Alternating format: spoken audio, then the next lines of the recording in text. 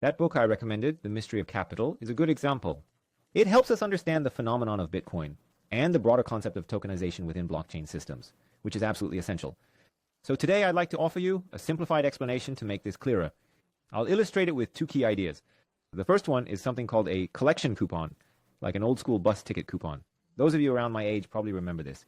When we were young, we used to pay for the bus with those student ride coupons. The second one is the blood donation certificate. Through these two things, bus coupons and blood donation certificates, we can start to understand how tokenization really works. The bus coupon, for instance, is something kids today wouldn't recognize at all. Back then, the city bus unions offered student discounts for bus fares, but instead of checking student IDs one by one, even though we wore school uniforms, rather than checking IDs individually, they set up distribution through school stores or other designated outlets to supply these bus coupons. But then at school, some of the rougher kids would take these coupons and use them to gamble in a kind of coin game when playing that kind of game. The bus coupons became a form of currency. Of course, students who got them at a discount knew exactly how much they were worth. They understood the value precisely. So the coupons circulated at their discounted value. Now think about ICOs. Blockchains enable tokenization, and ICOs are a prime example. This is tokenization, the process of turning assets into tokens. But they seem to think of it in terms of the bus coupon model. You build a closed or limited ecosystem. And within that closed system, you allow the tokens to function like bus coupons. Because those coupons have value. You can sell them in advance. Selling them in advance, that's what a pre-sale or ICO is. But think about this for a moment. If the ecosystem truly has value, then to use it, to participate in it, there's really no need to buy a special coupon. You could just use a Visa or MasterCard, or even Bitcoin or Ethereum, right? People will naturally prefer widely accepted and highly liquid forms of money if the ecosystem truly offers value. That's exactly why bus coupons disappeared over time, right? Now we can simply use discount cards for easy verification. And so the coupon system faded away. The entire culture around bus coupons has disappeared. Yet many people still remain stuck in that mindset. When I go around pitching blockchain business ideas, some people are complete muggles, totally uninterested in blockchain. But others become curious, thinking, what exactly is blockchain? So they take a closer look. And where most of them end up falling into is the graveyard of the bus coupon idea. In my view, 9 out of 10 ICOs are basically trying to issue some kind of coupon. They create a restricted ecosystem, then design a token that can only be used within it, and try to circulate that as if it holds real value. That model still persists even now. Take Dogecoin, for example. Those who support it say, Elon Musk said Dogecoin will be used for space travel. But if space travel is truly valuable, you have to ask, why must it be Dogecoin? Surely Bitcoin or Ethereum would be accepted too. From a business perspective, as long as it holds value, the means of payment doesn't really matter. There's absolutely no reason it has to be Dogecoin. In reality, the phenomenon of money itself has nothing to do with blockchain. It's fundamentally a humanistic, not technological issue. And this monetary phenomenon is drawn towards strength like gravity. So it's not about what I believe in. That's not what matters. What matters is what others recognize and trust. So when we talk about Kabul, when we bring up the case of Kabul, or the situation in Afghanistan, what comes to mind is this. In a desperate moment like that, would you choose a coin you personally like, assuming you had the option?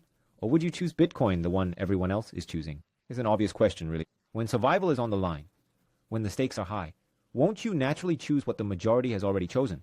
That's the essence of how money works.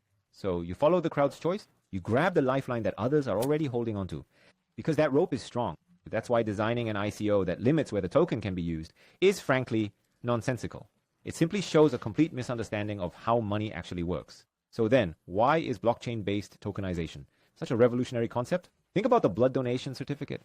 Let's consider it for a moment. How do you receive one? You earn it by donating your blood. But is that certificate actually valuable? It's not just a token of honor. If I ever find myself in a critical medical situation, I can present that certificate and receive the equivalent amount of blood in return. That's how our healthcare system works here. It's even written on the back of the certificate. There are many things like this that we've either overlooked or haven't yet been made globally tradable. These are productive assets in their own right, assets that can be capitalized or monetized. We already possess them. The blood donation certificate is a representative example. Things that have never been tokenized or treated as assets, or that we intuitively recognize as valuable, but haven't been properly valued in economic terms. And things that were excluded from monetary exchange can now be brought into the realm of monetary transactions. That's why I once mentioned, almost in passing, things like airline miles or coffee shop reward coupons. They all belong in this same category. The logic of the blood donation certificate is very clear, isn't it? You don't buy it with money. It's created through the act of giving blood. That's its origin. So rather than focusing on where it's spent, We should focus on how it was created. And that's where its real significance lies. Because if you focus too much on how something is used, if that becomes your main perspective, you end up severely limiting the scope of the ecosystem. But restricting an ecosystem goes directly against the very revolution that blockchain was meant to bring about. Do you see what I mean? But if you shift your thinking to how something is created, your entire perspective changes. When you seriously consider how it was generated, its eventual use becomes far less relevant. In other words, Korean air mileage points are earned by flying frequently, yet they function like money. Earlier I mentioned gambling. If something is used as seed money in gambling, it means you can also buy groceries with it, or pay for a meal at a restaurant, put simply, because it's functioning as currency. So you need to realize the logic is often backwards. I mentioned before that we should read this book together, because once you read it, you'll see it's fundamentally a book about capital.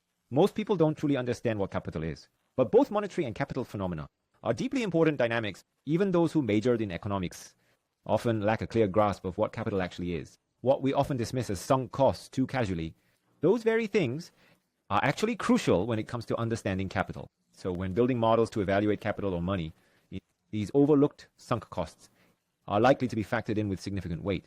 Even today, the vast majority of people living on Earth aren't like you and me. When we look around, we see banks everywhere. We can sell our house whenever we like. And if we buy land, we just follow a few administrative steps. And we're free to use that land for whatever purpose we intend. But very few people on this planet live in such a society. For most people, even if they purchase land, they're not even sure who they're buying it from. And even if they manage to buy it, if they want to build something like a factory legally, it might take 17 or even 20 years to get legal approval. So in a society where it takes 17 or 20 years to get permission, you'd expect to see no factories, no homes either. And yet factories exist. And homes are everywhere. That means they're all built outside the legal system, illegally. But these informal developments often represent a larger share of the economy than the formal, regulated one. And there are more countries like that than not. And yet all of that is being bought and sold. Yes, it's all part of a functioning marketplace. It's similar to the blood donation certificate. Things you might think are untradeable turn out to be very much tradable in practice. Within primary groups like families or villages, these exchanges happen all the time.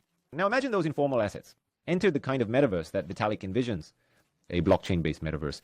I've previously described the metaverse as a kind of ledger, and human society has always begun with ledgers. In that sense, we've been running metaverses for ages, but now this metaverse, powered by today's cutting-edge technology, can become a rich world visually, auditorily, and even tactilely. All these senses are converging, and I believe a truly immersive metaverse will emerge. That's how I see it. Ultimately, the metaverse will be driven by rights-bearing assets. These assets will essentially function as financial instruments. And to prevent double spending or double pledging of those assets, blockchain technology must be integrated. In the end, blockchain will be the backbone of the metaverse. This is a new planet built by private innovators and individual ants, a parallel Earth, if you will. And that virtual Earth may end up being more real than physical nation-states as we know them. Vitalik sees that vision, and I see it too. That's also the direction I'm building toward in my own ventures. Now let me ask you all something. You all have your favorite coins, right? And let's not just talk about Bitcoin. Come on, guys. Tell me about your coin, the one you believe in. So let me ask, Bitcoin. Is Bitcoin more like a blood donation certificate or a bus coupon? I think the answer is clear. Is it a blood donation certificate? Yes, it is. Bitcoin is generated using surplus electricity. That's why it's like a blood certificate. Now, moving on. Is Ethereum more like a blood certificate or a bus coupon? I'll leave that one unanswered. All right, then. How about XRP? I didn't say Ripple. I said XRP. Is XRP more like a coupon or like a blood donation certificate? And what about Doge? I mentioned Doge earlier in passing, but it has its own strange nature. Take a moment and think about it for yourselves. Is Doge a coupon or a blood certificate? Yes, I've really simplified things here. Some of you might be thinking, man, this guy's being a bit brutal. There are so many blockchain projects. How can he just lump them all into two categories? Blood certificate or coupon? Well, I challenge you. Don't read 50 or 60 ICO white papers like I have. Just pick 5 at random and read them. You'll quickly see which are blood certificates and which are coupons. Most of them are just coupons, all coupons. So now's the time to sharpen your judgment. We're still in a chaotic early stage. Everything seems possible. That could work, and so could everything else. You build a fancy new ecosystem, and it all seems like it could work. But don't look for answers in that illusion. You need to look to the traditional overlooked things, the things we've long ignored, like blood donation certificates. Once they meet blockchain technology, they can become incredibly valuable assets. Once it goes beyond one-to-one or local trust and enters tradable circulation, it starts functioning as money. There are many such examples. Some even exist in Korea, and many more if you look globally. In countries where market activity isn't fully backed by state institutions, and where legality isn't guaranteed by the state, you find countless forms of what I'd call tomahawk rights, informal, unregistered claims to value. And those are the kinds of rights That blockchain is uniquely positioned to legitimize and record. That's why blockchain is so powerful. So now I want you to take a moment and ask yourself, that coin you believe in, or that idea you came across, ask yourself honestly, is it just a bus coupon? Is it just trying to build a closed, limited use ticket? Or is it enabling something deeper like the exchange of blood certificates? These may seem like rough metaphors, but they represent a critical fork in the road. You need to choose wisely, right from the very beginning.